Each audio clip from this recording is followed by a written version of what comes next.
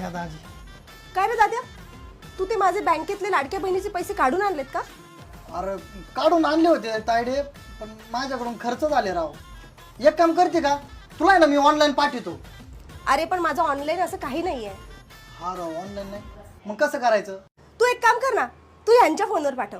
हा टाक, चालू नंबर टाक. टाकतो. दाजी बघा आलेत. नाही रे, अहो, नीट बघा ना. अरे नाही आले म्हणे तर. आणि हे काय? हो, काय झालं?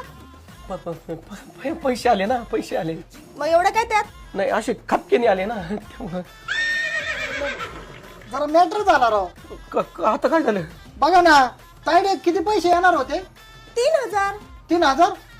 माझ्याकडून 5000 गेले. काय दाद्या? ओ